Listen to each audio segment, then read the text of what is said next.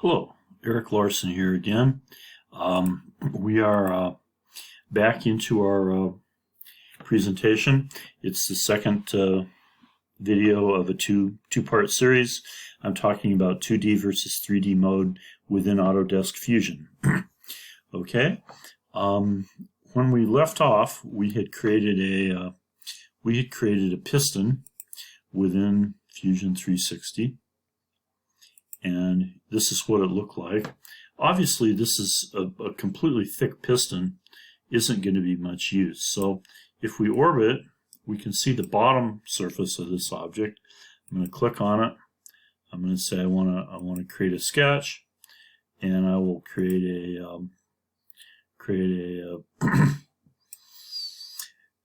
I'll create a circle. I'm going to say that it is 40. Finish the sketch. If I select this profile, do an extrude. In this case, I want to do a cut, and I want to extrude it to. I want to say that the extrude distance will be 40. Oops, okay, here we go. I want to say 40, and okay, all right. Hit the orbit key, okay, and hit escape to get out of orbit mode. And we'll drag this to the back, and instead of saying -20, I want to say -40, and we cut it. And now we see that we have a relatively hollow piston here, which you can see that we cut out from the bottom, and it's not too bad. Okay, hit escape, back to our familiar view. You can see that the interior is cut out, but what we would really like to have on this piston is a hole drilled from one side to the other so that the piston pin can be inserted, and this will allow the piston rods to connect to the crankshaft.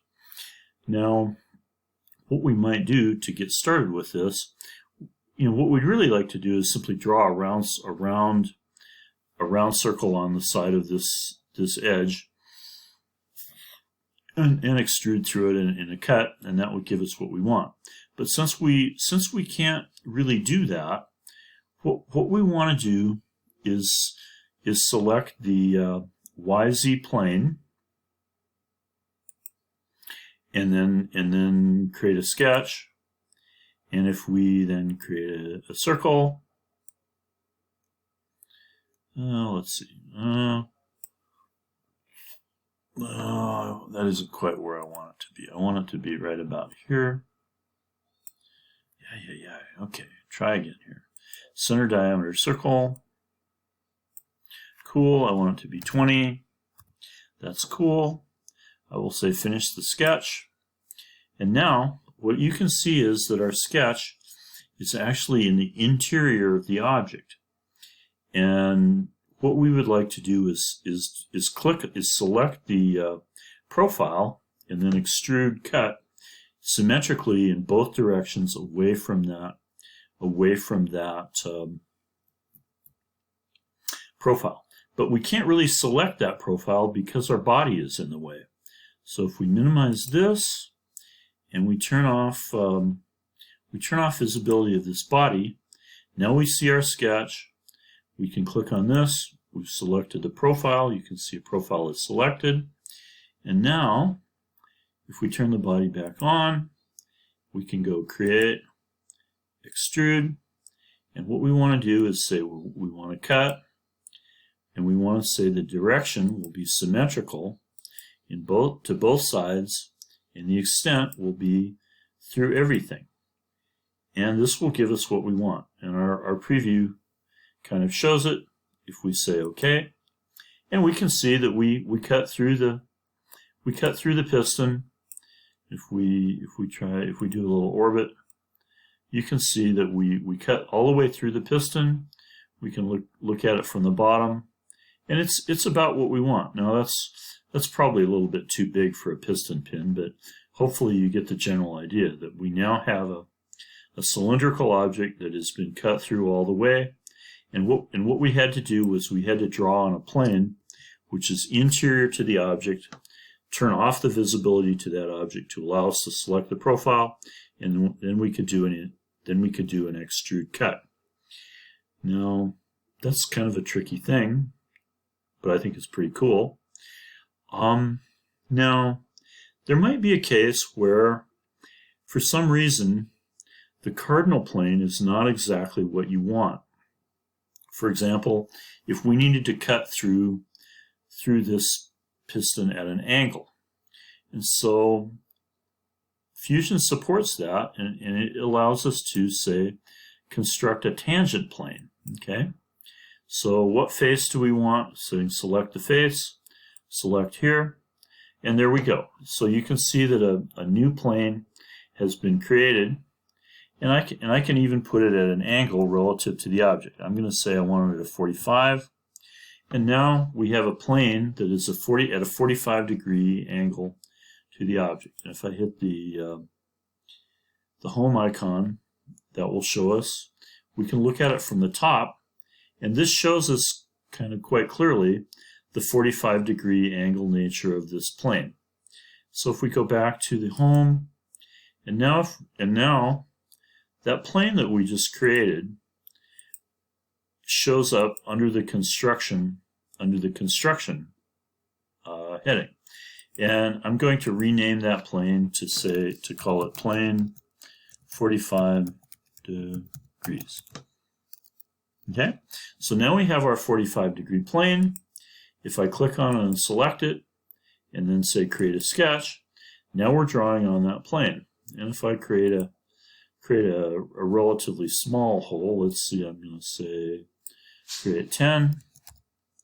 Here's an entry. Okay, now I've got that 10. I finished the sketch. I can turn visibility back on for the plane. And if I select the profile,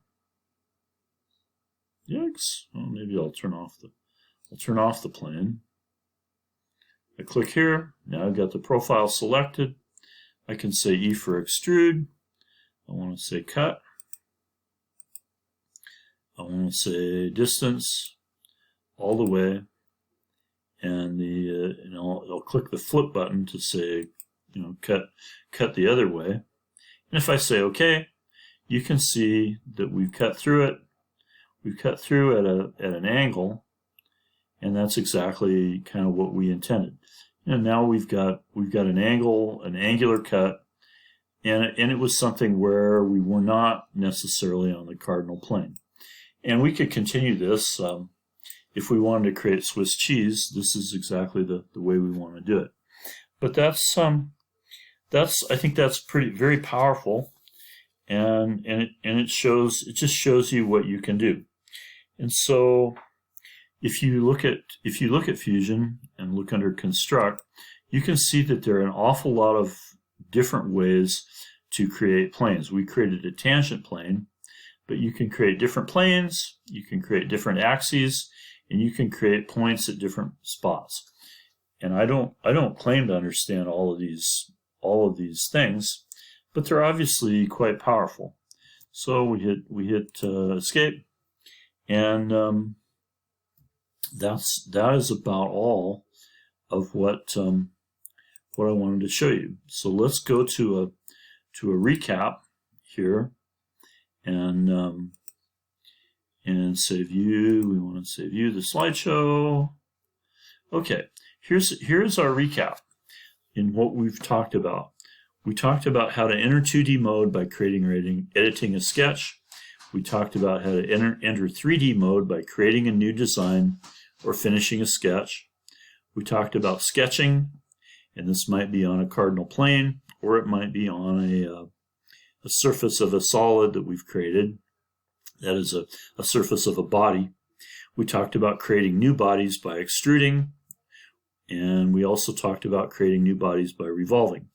And we talked about sketch planes, the cardinal planes, which are the really basic planes, XY, XZ, YZ. We talked about planes that were created on a body of something that we've already created. And then we had the final example, which was a tangent plane on a cylindrical surface. So what I hope this is helpful to understand Fusion, and what I hope you will do now is go back and sort of try to recreate on your own screen using your own copy of Fusion each of the things that I've done and see how it works. And just keep doing it until you can do all these things reasonably fast, without having to look at notes or without having to think too much. It's kind of like playing scales on a musical instrument. It's just keep hitting the notes over and over until you can do it very automatically without having to think too much or go to your notes. All right, well, that's the end of the video. I hope it was helpful. I'm going to hit escape and catch you all later.